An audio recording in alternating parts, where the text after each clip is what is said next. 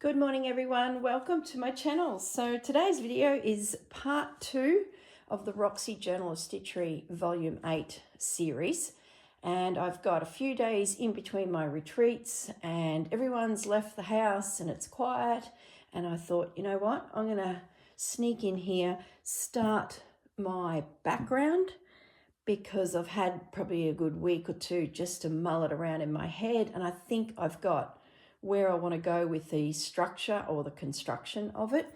And there's probably still a few little things that I'm not sure of, but I figured if I turned on the camera with you guys, we can nut my background out, and I guess I might inadvertently answer a few questions that are still floating around in my head.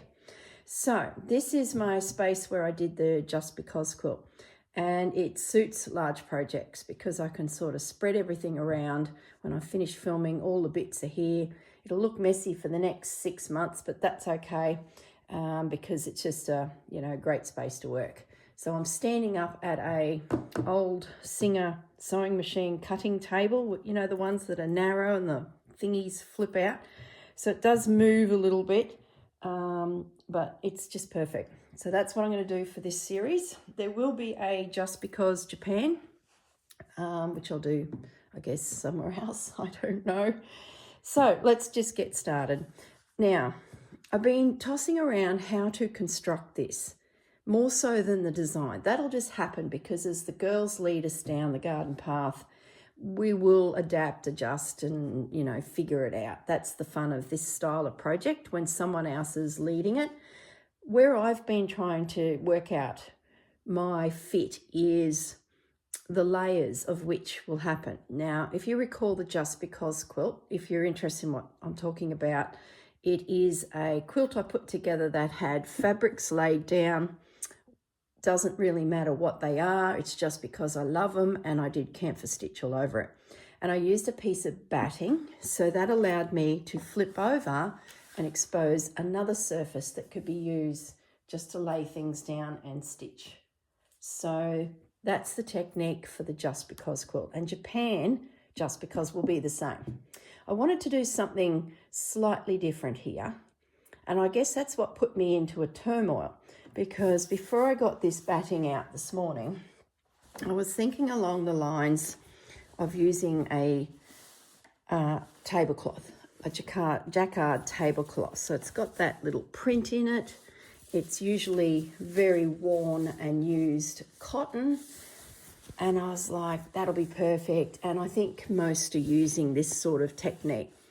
But the bit that was concerning me with this is I have a feeling I want to do something on the back, not just line it.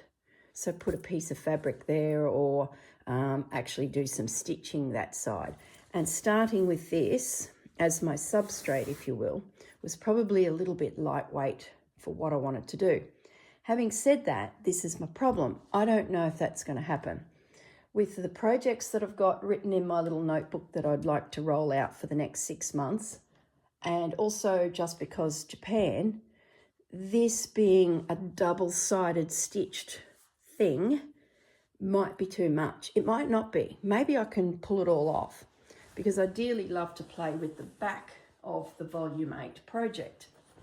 So I decided this morning when I got up that I will cut a piece of batting. I will do the top as per the Roxy Creations project prompts and that.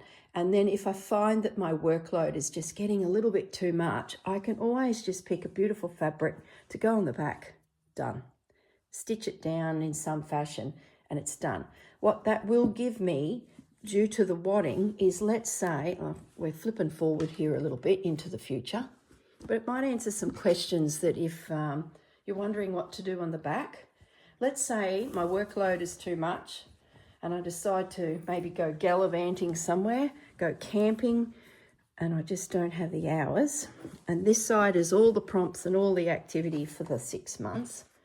And I just go, no, I'm out. I'm not going to redo the back in the fashion I did. This will just lay on there. And what I'll do is I will mark some lines of some description, probably diagonal, and then this way, and I will hand quilt it.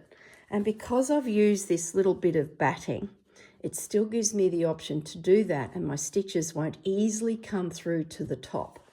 If I go along this path, I think I'd find it hard to keep my wrist nice and straight, to rock that needle through, to give it a quilted effect on the back, which I dearly love to do.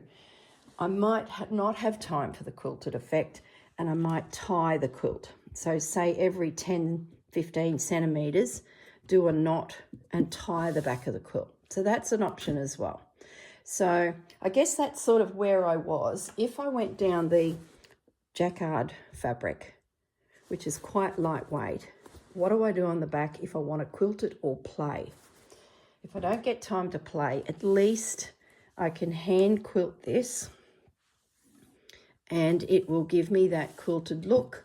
I can slither my needle through that little bit of batting, and it will not interfere with what happens on the front. This batting, let's talk batting. Hang on 1 second. In my last retreat, not this one, I used batting in the project. It was on the back of the Christmas panels. So I invested in a couple rolls of this.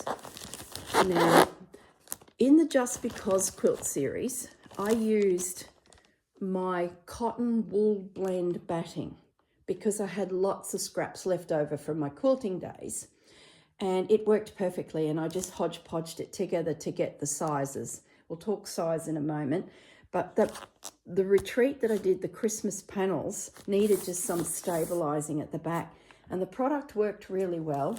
I've since done a little bit of research on this, and I'm happy enough to proceed with it as part of my quilts. I sort of had a feeling that I had to be cotton wool or wool, and I don't know. I think for my climate here and the type of projects that I'm doing, I think this is okay to proceed with. So it's a blend, and this is the most important bit here. It gives me that loft, so it's got that softness that you sort of want to feel when you've got a quilt. It's not real sturdy. It does have a little bit of shrinkage. I have a feeling I'm going to heavily stitch this thing, and it's going to look rumpled and dimpled and like the Just Because. So that's not a concern for me, because the fabrics, like I'm sure I'll pucker it anyway before anything happens puckery. Does that make sense? Maybe if you were doing a beautiful machine stitched on a big sewing machine to finish it, you may not want shrinkage, but I don't know. I'm not an expert on these particular products, but I think this will do me fine. I can hand wash it, machine wash it, tick. I can dry cleanable, tick. Not that I do that, I'd give it a hand wash.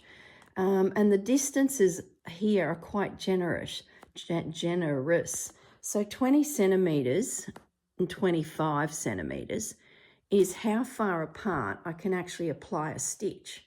Now I know that the front will be fine, it'll be very secure, and the back, if I hand quilt it, say in a grid system or just running lines, it'll be fine, because I definitely will overstitch that distance. So I think it ticks all the boxes. I've got a spare roll sitting here that I didn't end up needing for the retreat. The scrap bit left over, hang on, just getting it out of the way. The scrappy bits left over, I've gone ahead and started cutting them to size. Now it's the same size I used for the Just Because quilt. So I've chopped them all up. I think I've got about 15 of them here. So some will be this project, 9 of them, and some will be for Just Because Japan, 9 of them. I really like the sizing of my first Just Because quilt. The 9 panels was fantastic. They are 17 inches by 18 inches. That 18 inch just gives me that extra few inches as I go, I guess, from my nose to my toes when it's laying on me, that it brings the quilt just up onto my chest and my toes are covered. So the 17 inches, and of course there's 3 panels in a row, is just nice to cover me to the side, but not be too full that as I move on the couch, I'm sort of feeling like I'm being smothered. So that's the plan, and I think that works out. Where's my diary? Where's my diary? Where's my diary? Hang on, guys. I made a couple notes. No, can't see my diary. Doesn't matter. Oh, there it is. Hang on. Okay. So I made a few notes on this video. So I keep a little diary that records where my videos go up. And I thought I'll forget, 3 months from now. So this is part 2, volume 8. The finished size will be 50 inch and 56 tall. And then when you divide that out equally by 3, you sort of get 16.6. So I rounded it to 17, and you get 18.6. So I brought it back to 18 because who wants to be cutting 0.6? So that's my block size. And I've written it there so, I remember. Now, what have we yet to cover? I think that's pretty much it. My blocks are cut. My blocks are ready. There they are. Just Because can dip into it, Japan, and this one.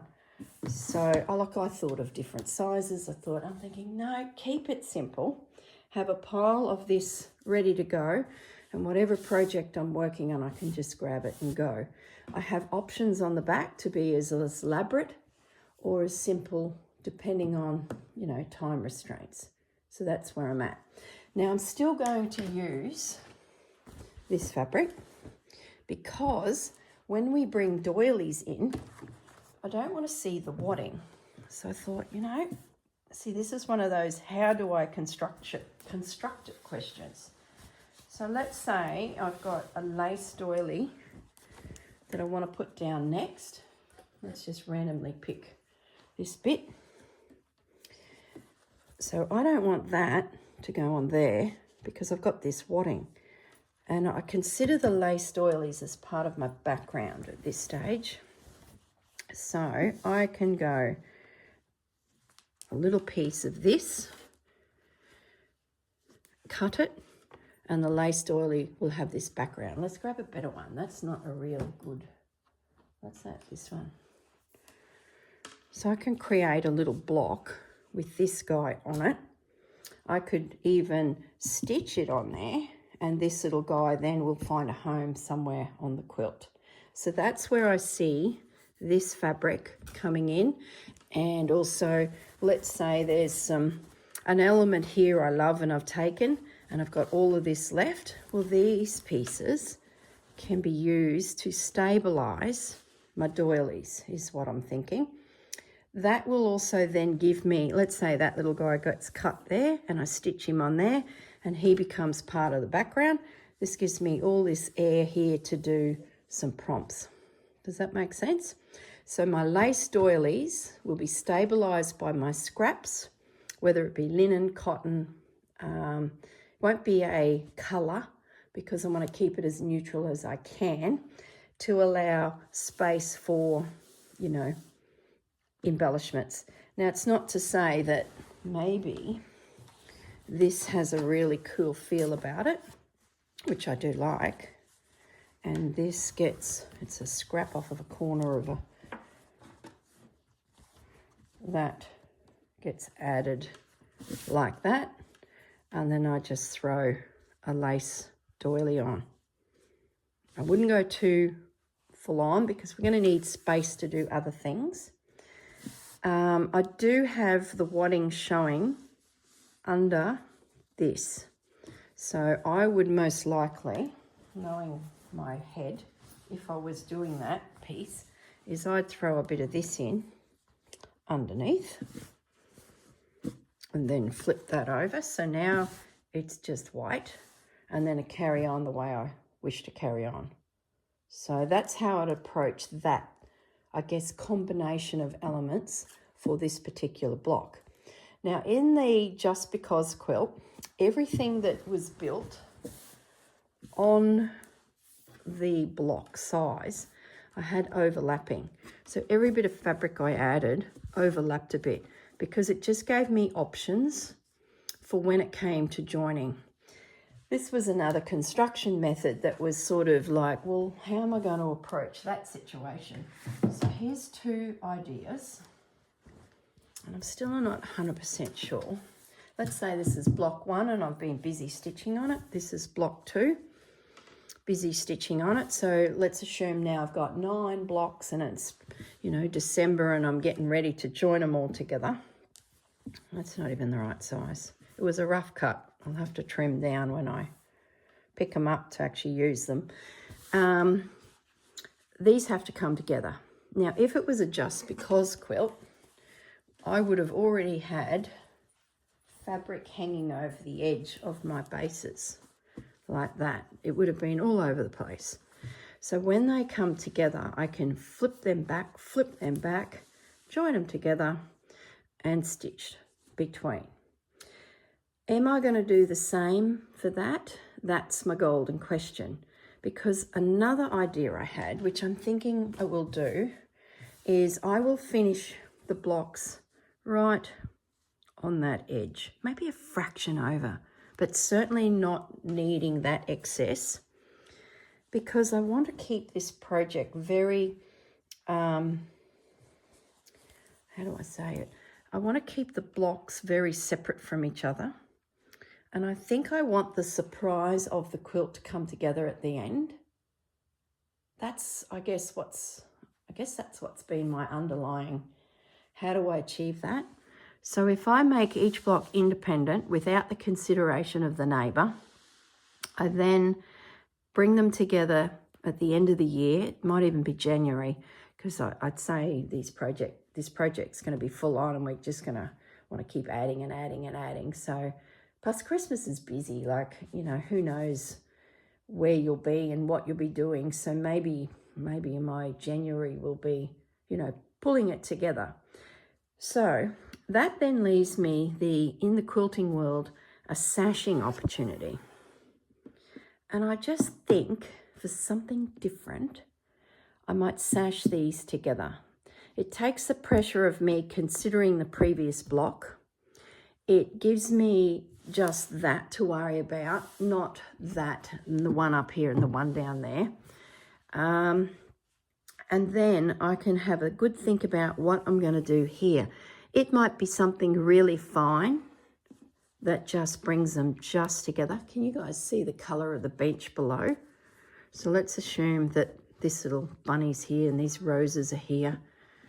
You've already seen my colour palette. So this is, you know, floral and bunnies, all things connected to bunnies, I think.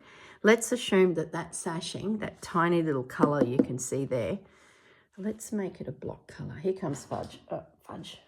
Careful, buddy. Let's assume that it's this. And let's assume, Pussycat's back on the floor. Hi, Fudgy. Let's assume we have a narrow sashing. My blocks might be so full on that the sashing just needs to be a hint. My blocks might be very neutral, with just pops of things around and can handle the sashing that's 1.5 inches. They might even handle a sashing that's 2 inches. So then that sashing could be a combination of things. It could be lots of scraps stitched together. It could be embroidery. It could be just a piping. There's so many decisions just in that.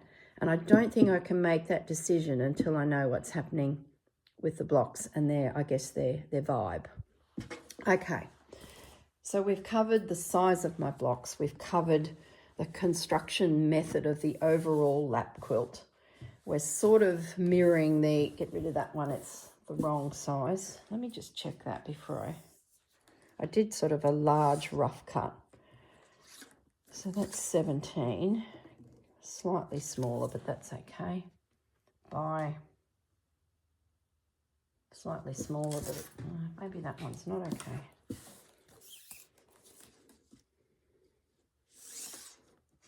$18 and a bit by 17. So we might use that one as my first one. Don't know what happened to that other block. It's the thing when you're using scraps, things can, you know, be slightly out.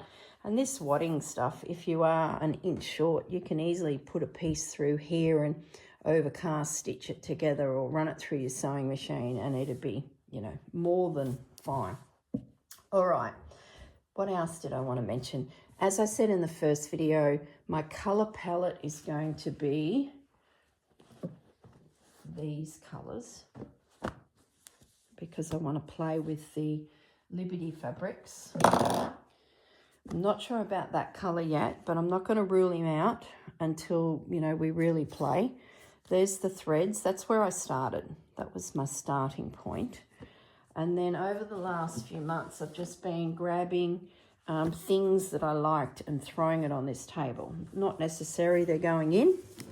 I guess they're decisions we make when we know some prompts. But at the moment, that's my colours. A little bit of that wheaty colour. You've seen all this. This is nothing new. All I did was add some cotton-based ones that I found in Japan that suit the colour palette. Let's put that to one side.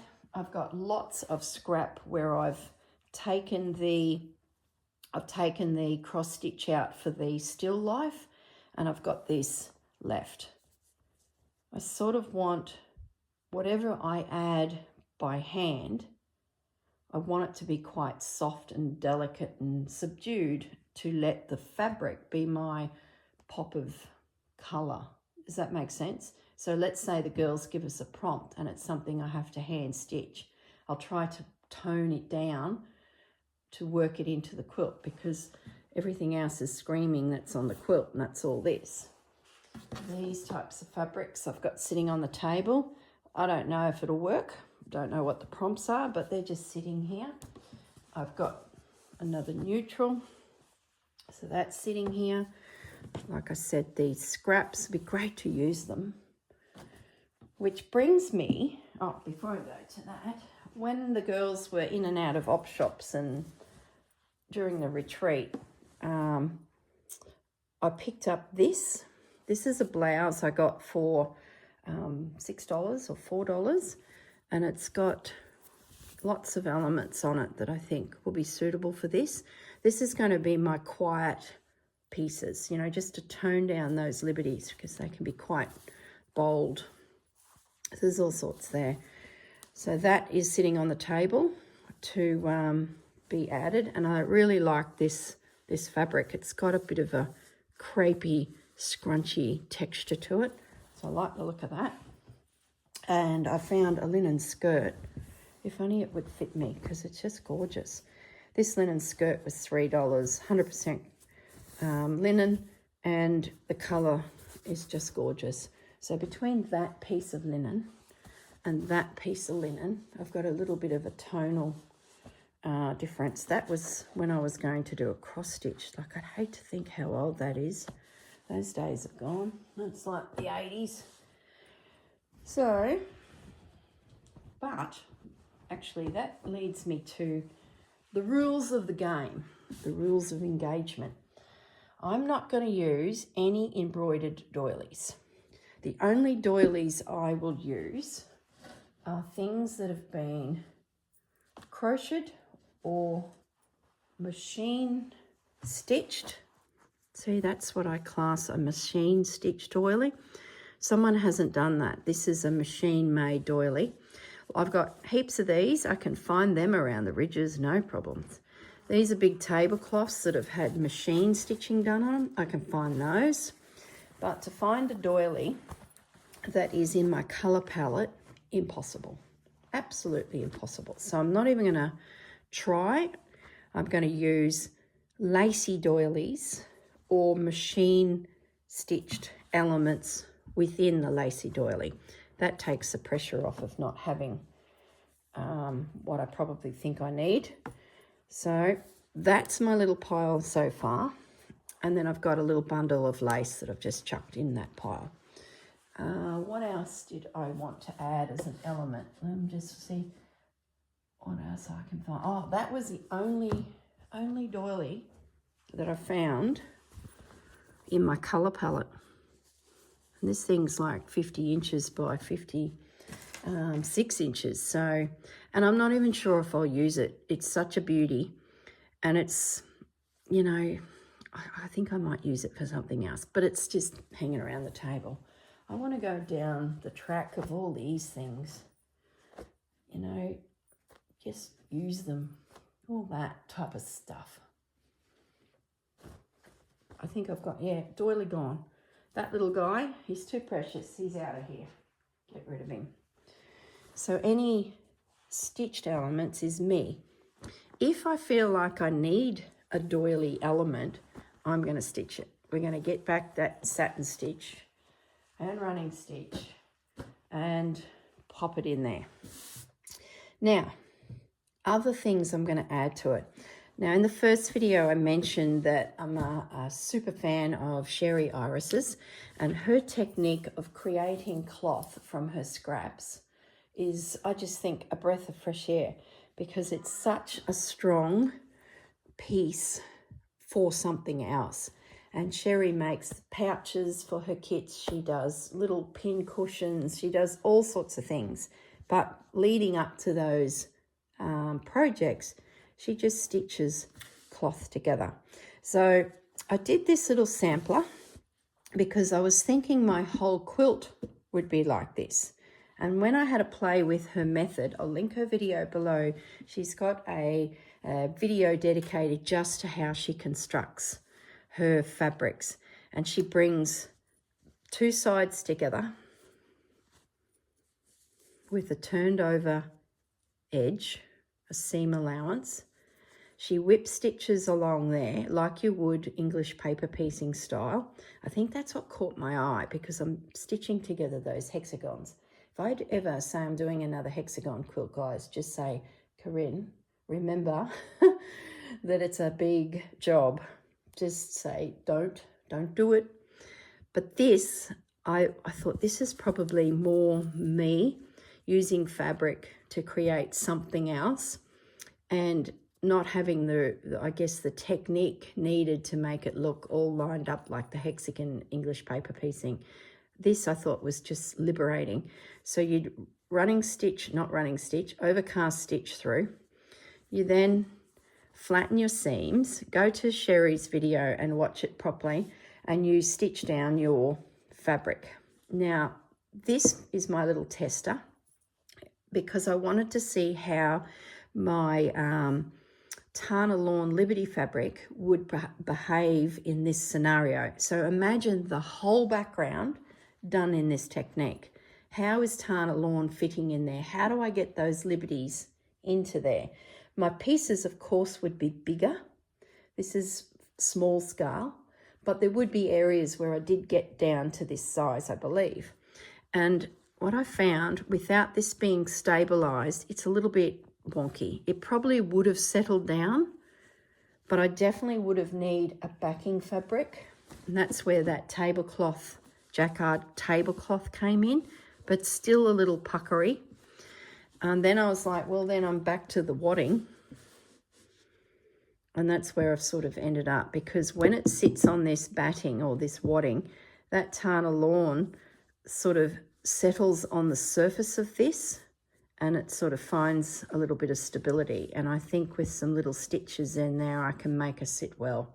So that's how I come back to this. What else I wanted to say? So in amongst my background will be a tribute to Sherry Iris. And I'm not going to do massive pieces of this technique, because it's stitch once, come back, lay down, press your seam, stitch again, stitch again. So every seam has 3 rows of stitching. Whew, that's a lot of stitching. So once again, I thought I can make little bits like this, and just, it's a little feature. It's just a little pop of something in there. So that's where I'm going to go with this. And if I go away for a weekend or go and sit over on Marianne and Kev's couch, I can just take this and just create a little element, throw it on this desk. And if it makes it in, it does. If it doesn't, it doesn't. Doesn't matter. Yes, Fudgy? What you doing, Fudge? He wants to sit on my lap. Here he comes.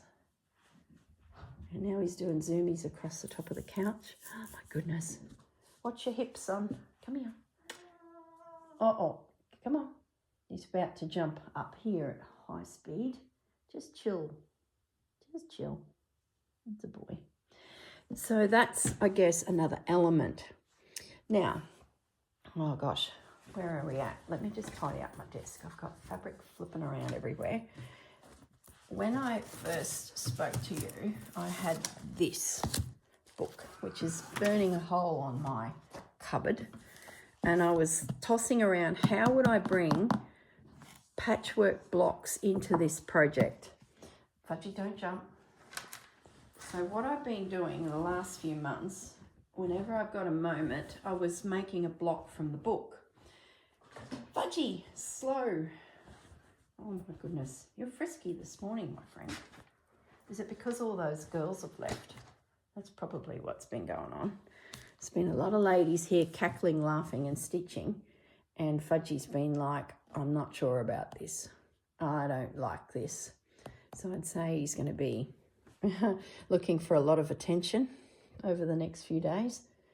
It's Saturday for us, and I fly to Newcastle on Monday, so we've got 2 solid days of Fudgy time. Here he comes. Just give the little kitty cat a quick little pat. Come on, mate. Up, down. All right. Off you go. Go on. This book, 100 Quilts to Improve Your Quilting Sewing Skills. So the elephant in the room is that's a lot of blooming blocks. So Snail here has been holding that project.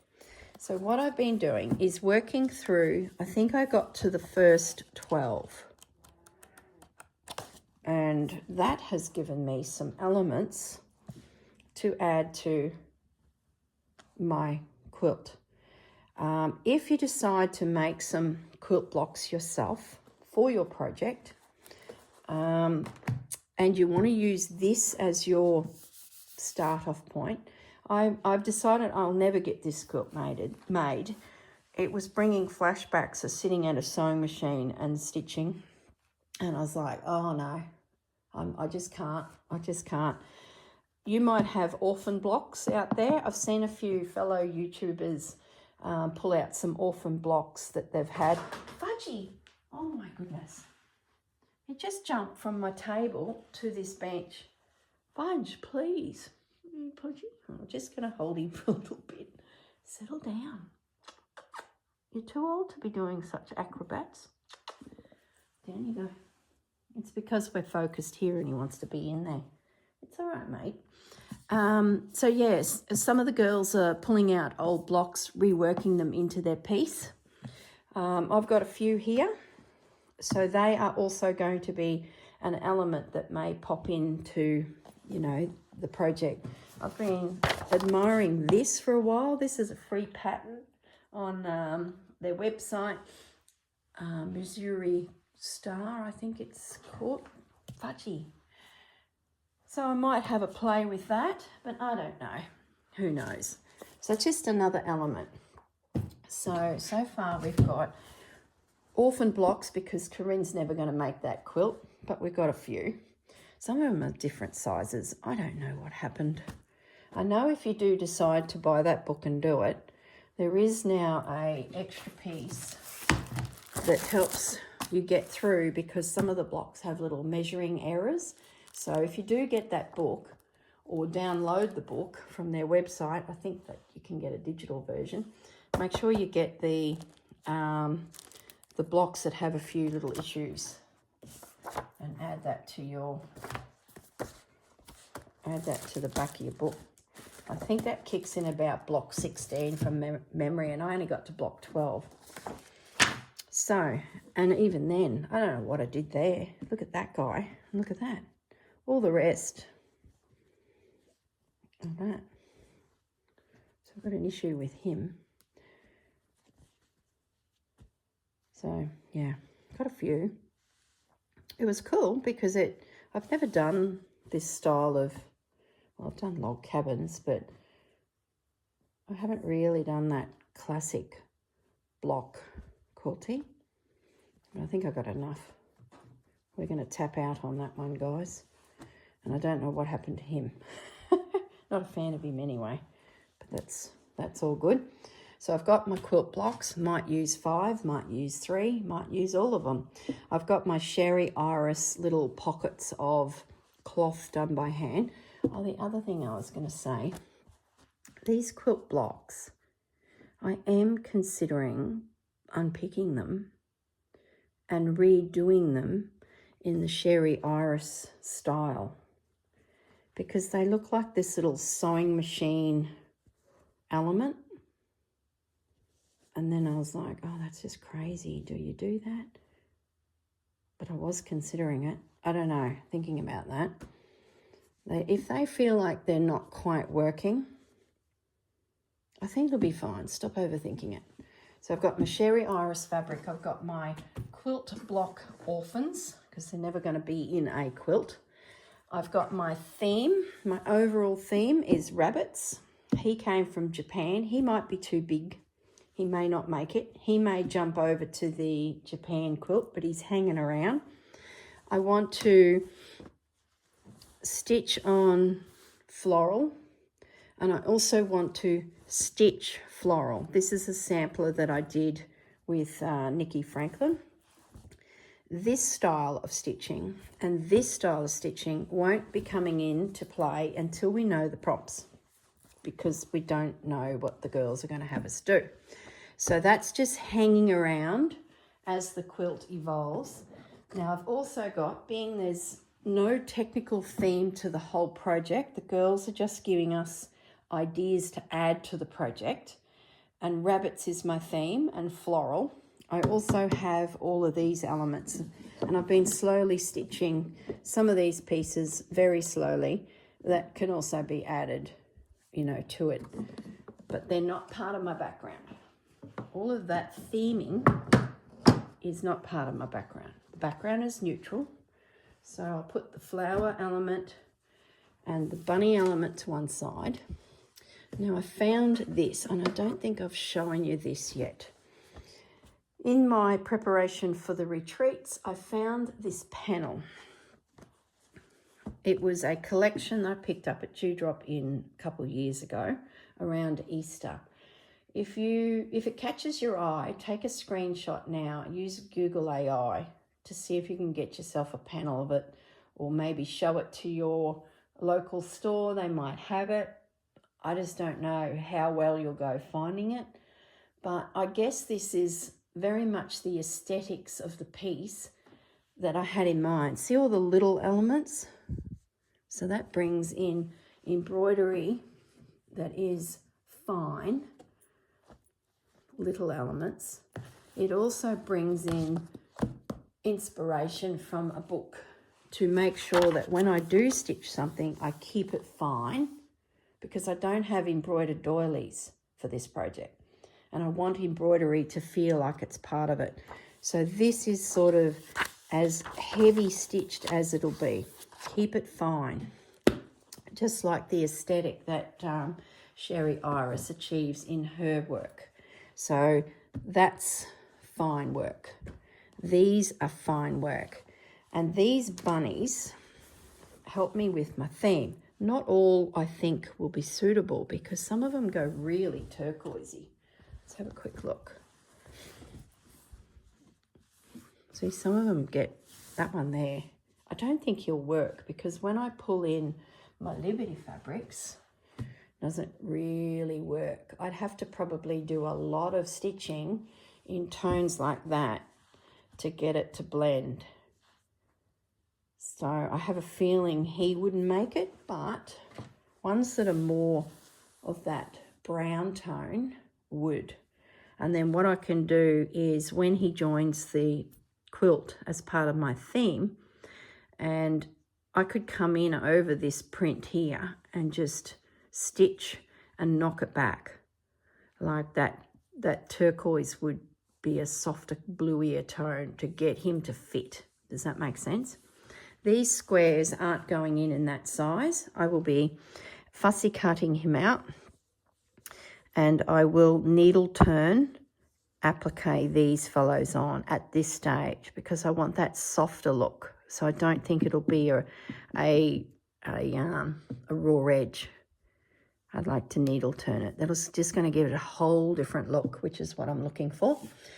Then I found this panel. So it's part of William Morris's design aesthetics. So created by the William Morris juggernaut that prints fabrics and books and tea towels. And so they've created it for QT Fabrics. And that's when I picked it up, 2023. So that might give you a little bit more information. So on this quilt is bunnies, chickens, ducks, birds. So we might find, to keep it fine, 1 or 2 of these big guys come on and more of those come on. I just don't know. It depends on the prompts. I just have a feeling that it'll go towards those little guys. So let me just fold this up and get it out of the way. But none of this is a concern at the moment because it's not the background. It's decorative elements. But I just wanted to show you what I found to help me build my overall theme, of which the Roxy girls will give us activities to do in amongst it all. It's probably the best way my head's got around it. And then I found this little piece. Come from the same fabric range, but it's all little mushrooms. So yeah, this is a pretty big quilt, like it's 50 inch by 56. I have a feeling that the big bunnies will make it because my goodness, that'd be a lot of little guys. It's gonna be fun. Okay, so Mr. Snail, this is like lots of sub projects within a big project. So let me just clear the desk here a bit. I feel like I've got enough blocks to go in. I've got enough dollies. I need more of this. This is where I'm heading with Mr. Snail. I'm just clearing the deck here a bit. That jacquard fabric's for when I want to back a doily, so that can sit there. Mr. Snail is set up with random pieces of scraps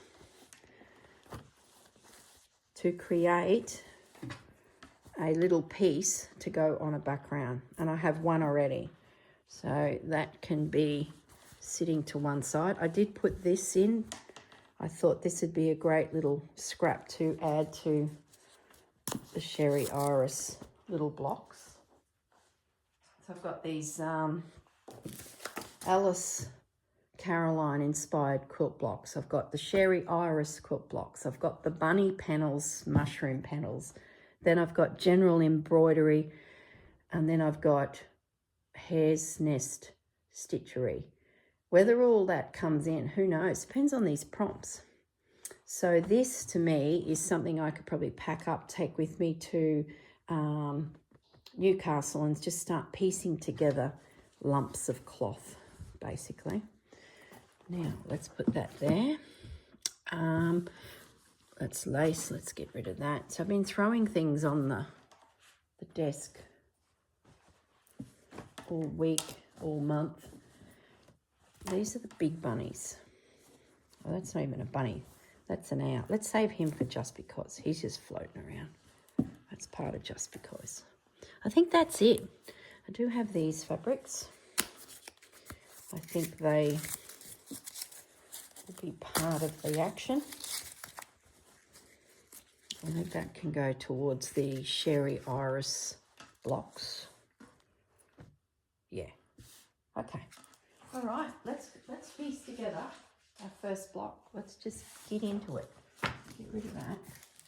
We need scissors. Scissors. I did like this butterfly. So I'm thinking you are going to be my first. You are very big.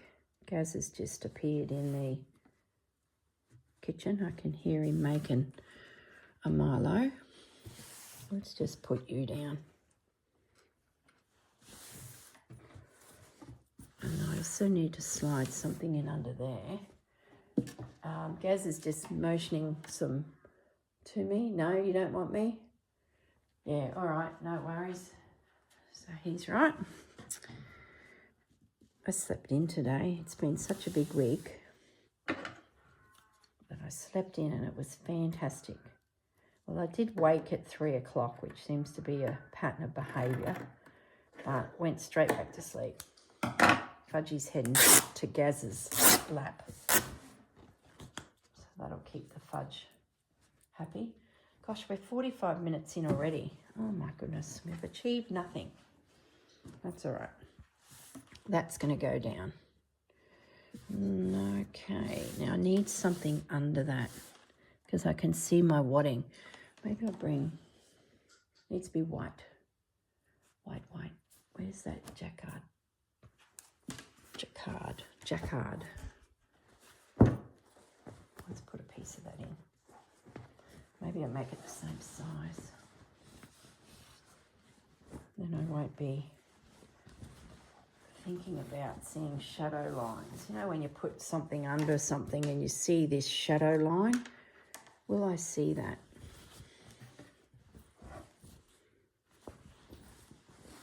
So off and running, guys, finally.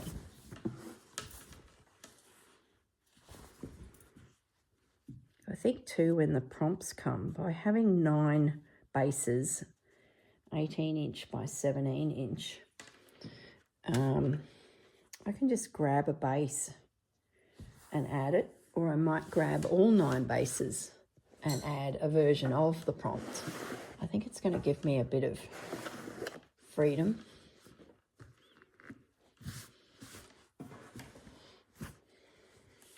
So if that was there and that was there, let's say I want to cut it. Would I see a shadow line? Just bear with me, guys. Let's say that got cut. And now I see a shadow line. I do a little bit. Will that bother me? I think it will. I think it will. Oh, hang on a moment. Gaz has just turned on something. I can hear your phone, Gaz.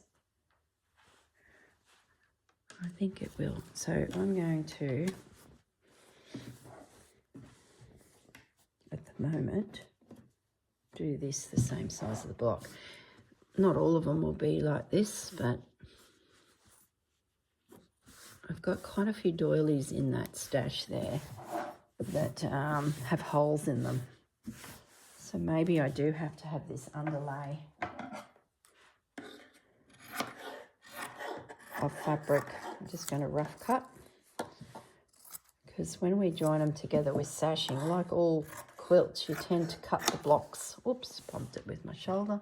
You tend to cut the blocks to size before you stitch them together. So we got rid of them. Okay, so now I can play with cut work. I had it upside down, so it's going this side.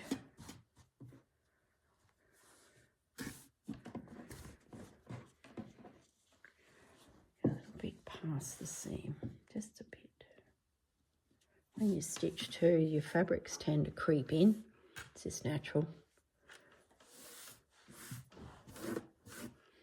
All right, butterflies on. So as for how the edge of the butterfly meets everything else, that's another golden question. Will it be trimmed and look like that? Will it stay like this and everything comes to it? That's where we're at next. What else can we add? Let's add my Sherry Iris element. There she is. So let's maybe pop that into there. And because I want this to have a softer feel, this is where that needle turn applique element's going to come into it. Gosh, I bet I hate that by the time by the time we're finished. I might colour the butterfly a bit, just so it's peeking out. That might change when I sit down to actually stitch it. Let's come down. See, there's a line here. Let's break that line up, bring it down. Where's my pins? And it'll be, give it an iron, tuck it under, pin it, stitch it. So these little pops of sherry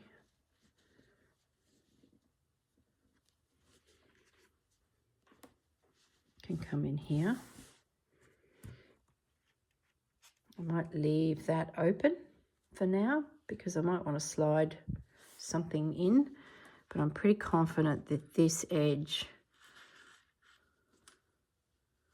will be fine.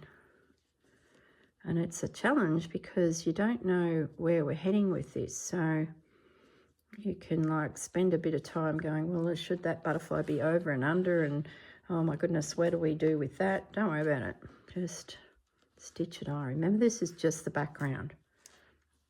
And I know my colour palette. Let's call this piece my colour swatch. You know when you go and you buy those paint swatches and it runs you from one colour to the next colour? This is what this is about. It's all of the colour tones for the piece, and it's the paint swatches. And I'll do some in different sizes. I might do some long, narrow ones.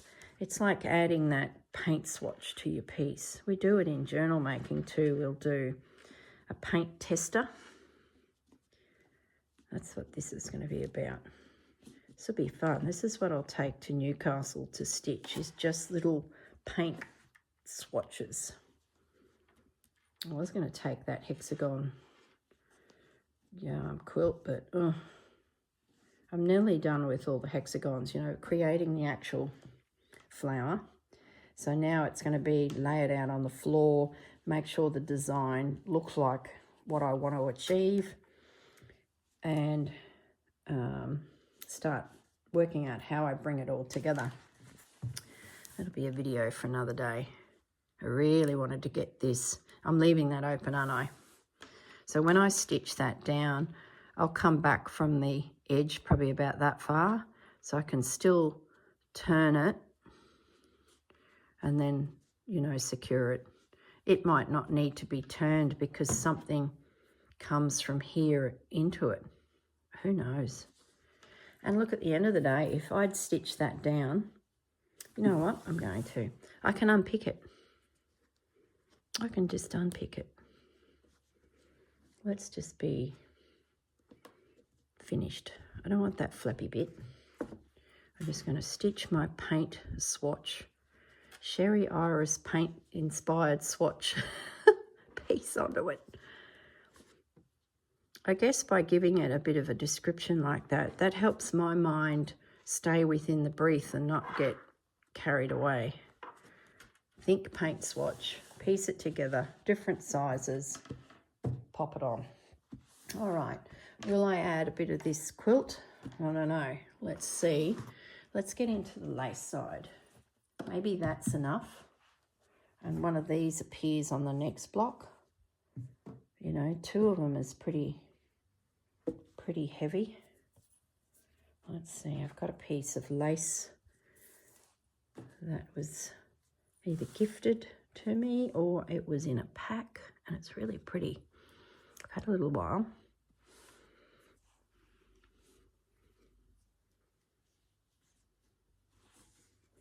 So maybe we just put that through there. Let's just let it sit there for a moment and percolate. Let's go to these pieces. We want air because there's things to do with the Roxy girls. I like you.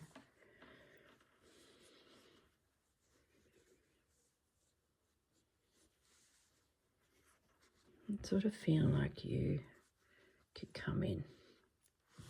I don't want to intrude on you, but I don't know. off center. I guess don't go too crazy because you need air for other design elements. I might take that right to the edge, and then if it's seamed together, I'll have these little flowers peeking in. Yeah, there you go. There's a decision made. I like that. Is it the right way? Is it upside down? I think they call this corded lace, don't they? That will be just invisible stitched down, little stitch to hold it into position. And like I said before, I'm just going to probably go right up here, but if I decide that that needs to be a smaller piece and that needs to go, I can always unpick it. It's just tacking, it's just holding it there. Where's the edge? It's right up there, so that's all right. I might just take you off. It's like a repeat design happening. And then this can appear somewhere else and feel like it's connecting this big chunk. So put that over there. I think all this is too small at this stage. I don't think I need it. I'll get tizzy real quick if we go down that path. I like this. Fudgy. He's finished sitting on Dad's lap and he's back. I like that. There, I like that, just peeking through.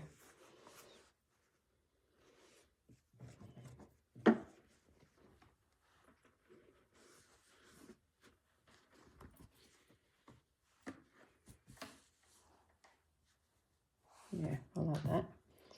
It's tricky when you don't know what the future look is, but trust the process, they say, don't they? So I've got myself a piece of lace, I've got myself a piece of machine embroidery.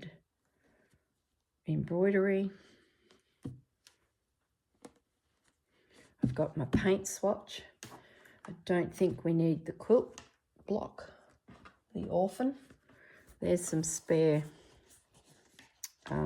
linen now.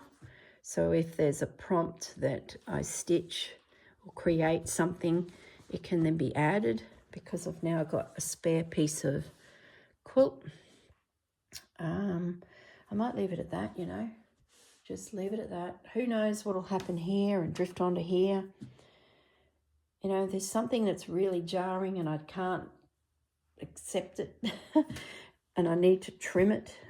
This is just, can be all unpicked. I could unpick this if I wanted and bring it back in size so that not all is lost. It's hand sewing.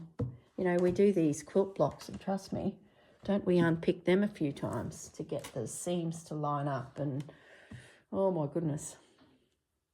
All right, block number 1. So I'm going to leave it at that. We've hit the hour. What else did I want to go through? See, there's my colour palette as well. Okay. Oh, I'm so tempted to snip a rabbit out. It's not part of the prompt, so technically we could. I just have to get the rabbit out of my system, guys. Let's have a little look. I guess I want to know, can I needle turn, applique this fabric, this rabbit? So let's get that out of our system because maybe it's a nightmare and I could not be bothered and I need to rethink. I think too, by bringing Bunny out of this panel, I have these little elements now. See all this? That could be used as embellishing the quilt. I don't think it'd be needle turned like the bunny, but it'd probably be thread painted element. I don't know. This fabric feels really lofty, really light. I have a feeling I might need to stabilise it just for my own sanity. I'm thinking, but we'll give it a go. Let's just have a play. So what we're going to do, what are we going to do? I love that frame.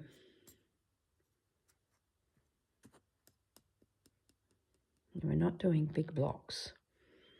What I might do is I'm just going to come in here and cut him out, because maybe that frame could be used somewhere.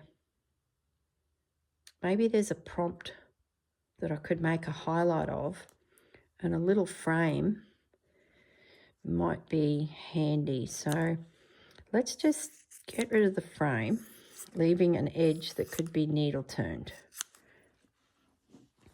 See, it's tricky when you don't know what's coming, because that might make a nice little feature.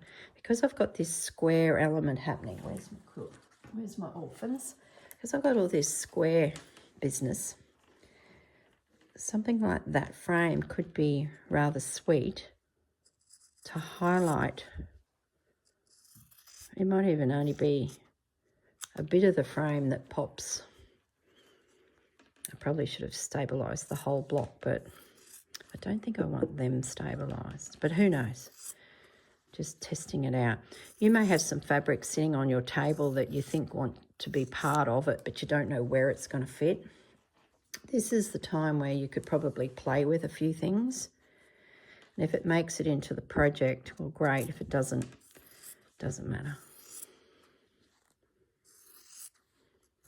I'm thinking maybe the frame's too big for my overall blocks. But who knows? So you could needle turn that, and you've got an instant frame that gives you a bit of an edge. And then something's underneath, like the butterfly, for example. Hang on, hold the phone, guys. Hold the phone. Do we do something to the butterfly? Let's pin it. Let's see what it looks like. That'd be a bit cool. So the bunny's been ditched. I think I will find a lightweight, fusible something and stabilise that. I'll have something in the cupboard. If not, I'll check in with my local stores, and there might be something. And then maybe we bring that edge under. See, technically still part of the background. Starting to get a bit of a layered effect. And it's breaking up it's just plonked on there. I'm going to do this. I like how my butterfly has been caught in that.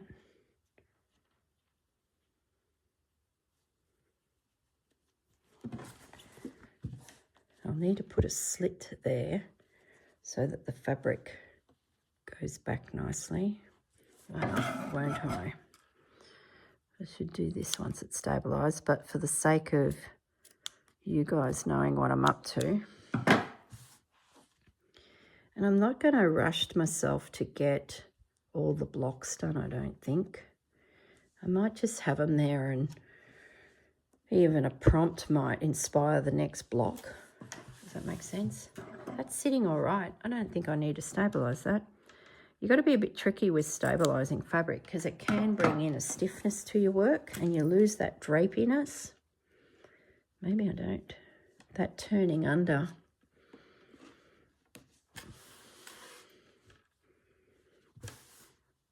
Has stabilised it inadvertently. See, it's not until you start playing with your textiles that you start to realise what that fabric can and can't do for you. And of course then you start problem solving.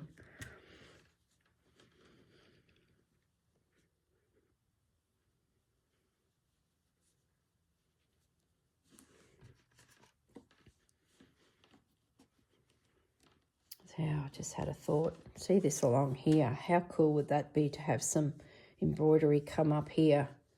Maybe there's a prompt that's a bit of a natured inspired prompt, and I can come along in here and add some Jennifer Clouston inspired stitching. That looks like a little opportunity, doesn't it?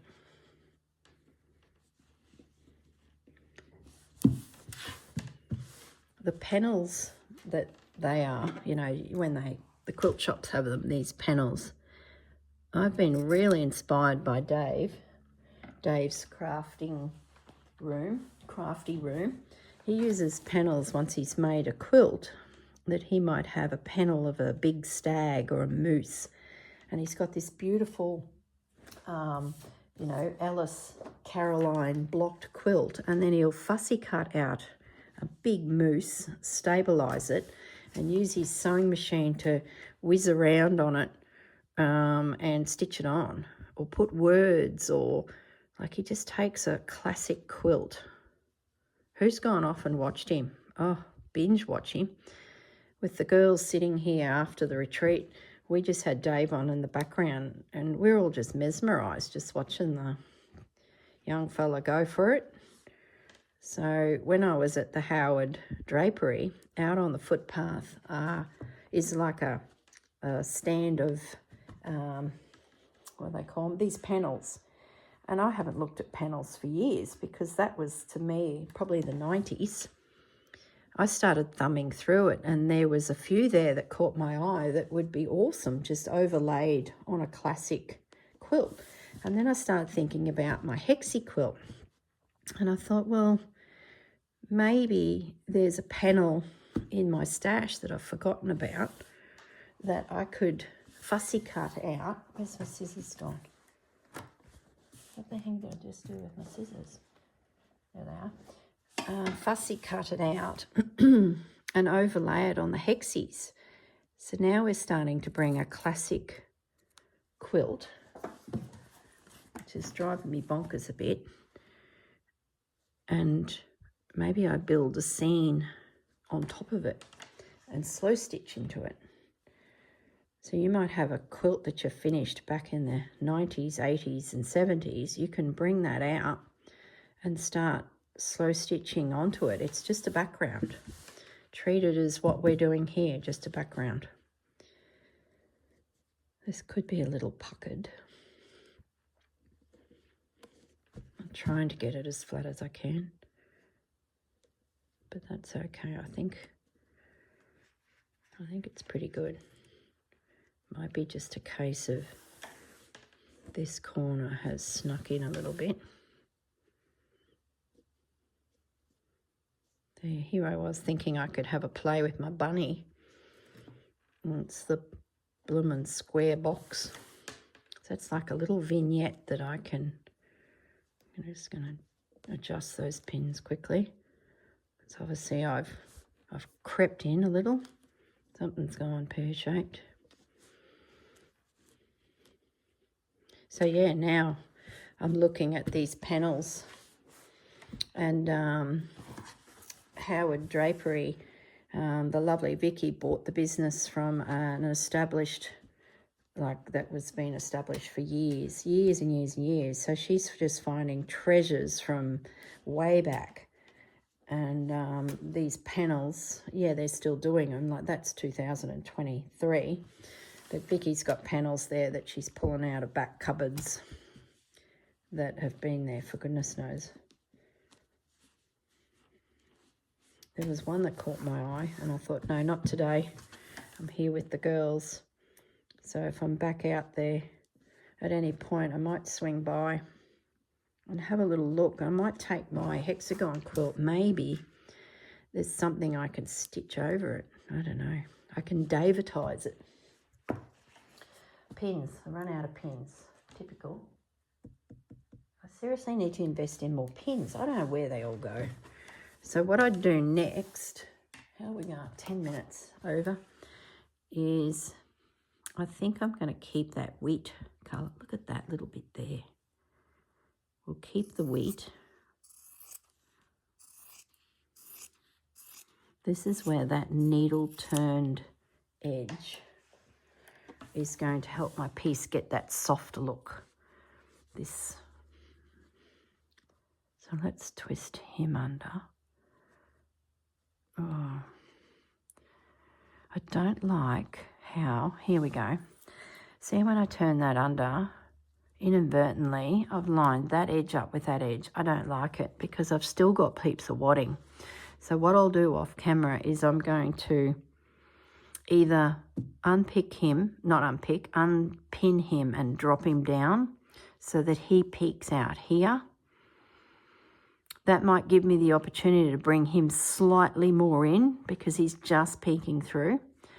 This position I really like because I think I'd want to do something in this space. All the space is the Roxy girls. They're going to drop things into your space, if that helps you visualise this project. Yeah, I like that air there, and I think you can come down just a bit.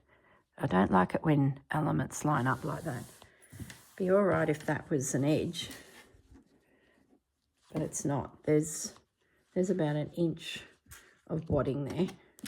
So I think he comes down. He's good. He will follow. He might come over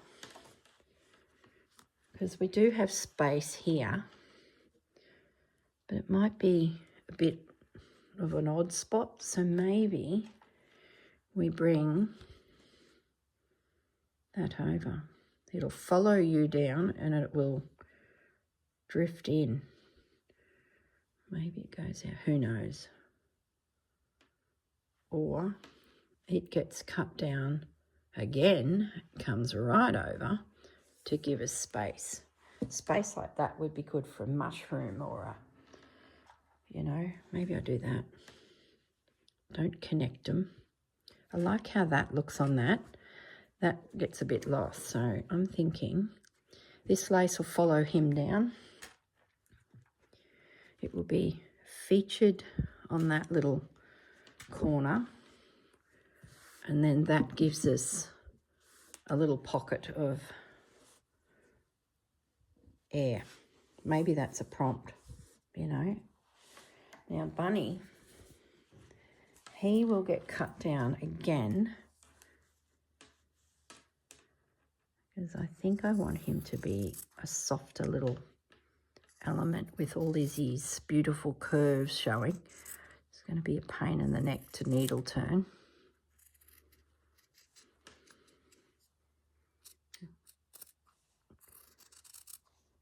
But with my iron, I can put a crease in him. I'll just rough cut around his ears for now. And a gorgeous little fellow like this, he could maybe sit on top edge of that frame. His whiskers are going to go, but that's okay. We can add more whiskers. It's all good. Now, I showed you in one of the other videos that I'd made myself a rice bag out of the scraps of the Liberty. It sort of became a necessity because as I was doing those Alice Caroline orphan blocks, all of this happened and it was everywhere. So I used a few of them on the side and quickly made that. I didn't show it on the channel because I think you've seen a lot of my rice bags. And I'm going to use that for this. Just somewhere to keep it. Otherwise, it's just going to get out of control. And I think it will anyway. But instead of having a random container on my desk, that can go in there. So it might be something you want to consider because projects that roll over a period of time, I can see that little trim. I thought that's beautiful. That can go in there. So Mr. Bunny, maybe he can sit on it like that. Still have a space, space, space, space. I like that. So he will be also needle turned. Gosh, I bet I hate needle turn applique by the end of this project. He can have his little tush stitched on in the process. Looks like this is going to Newcastle with me. It'll be great because then I'm getting a bit of a kickstart. Mind you, I take all these projects and put them aside to stitch, and then I get so weary from the day that I tend to just sit there and look at the ceiling, and it all comes back home. Run out of pins. You've got the general gist. I'm not going to stabilise it. That was the question I had at the beginning of this, because it's turning beautifully. It's soft. I'll pinch that pin because he's going to be fine without that pin. It's soft, and I think if I start ironing on seam esteem or any of that stuff, it's going to put little rigid pockets. That'll be an interesting turn. I think he might lose a foot. That's a bit of a challenge, isn't it? Yeah, I think we'll pretend that foot's not there, because I could always do some stitching there and it looks like he's in the forest and no one will ever know that that bunny foot's gone. Yeah, that'll be gone. Slight design change. Okay, so Bunny's going to sit there. There's my first block. And I think too, by breaking it down into 9 little blocks, it won't feel so daunting for me having this massive piece of fabric. I can then just do a little bit of stitching on this one. I can then pop it away, pull out another block, and look at the bent needle. Why am I bending so many needles these days? Here's some more pins. We're done. We're good. Yeah, so that'll be my block. I've got a little bit of lace. I've got my paint swatch element, which is the lovely Sherry. I've got orphan quilts that'll pop up maybe on the next one. My theme of bunnies is happening. Inadvertently, I'm getting my flower theme. If one is enthusiastic and starts embroidering like that, it'll work. I can, yeah. Happy days. And that's before I even get, so we're going off on another tangent, a random piece. And this will be part of the prompts. I get a random piece of cloth that's not part of this or part of orphan quilts, and just stitch it on, you know, just because, just gets added. So that's what that bucket of goodies is about. All right, look, I've waffled on for another 17 minutes. I'm going to leave it at that, and I'll see you when I see you. As I said, I'm off to Newcastle. I do have some footage of the Hervey Bay final day, but I'm not going to release it until mid next week because there's some secrets and surprises in there that I don't want my Newcastle girls to see just yet. So once they get the secrets and surprises, I will release the Hervey Bay finished up day, and then later in the week you'll see the Newcastle activities and what we got up to there. So that's the plan. So you're watching this Sunday. Happy Sunday to you. Have a great weekend, or if you've had a great weekend and got some stitching done, I'll see you when I see you. Bye. Okay, I'm back. I know, I'm back again. I was just setting this up to take the photo for the thumbnail, and I remember in video 1 of the series I started talking about toning this all down to a tea-dyed tone through the whole thing. After doing this layout with you guys, I like the white, and I like how my doilies are different tones. I'm going to not tea dye the piece. I would have, a month ago, thought that this piece of butterfly would be tea dyed, but I like it. I like how the white is just another element to it. So anyone who was thinking about that and wondering what I was doing with that comment, I'm not going to tea dye unless I get something that's jarringly odd and needs to be toned down to make look old, but I doubt it, because just glancing around my table here. There's plenty that's tonal without, you know, not working. All right, I will say goodbye now. See you guys. Bye.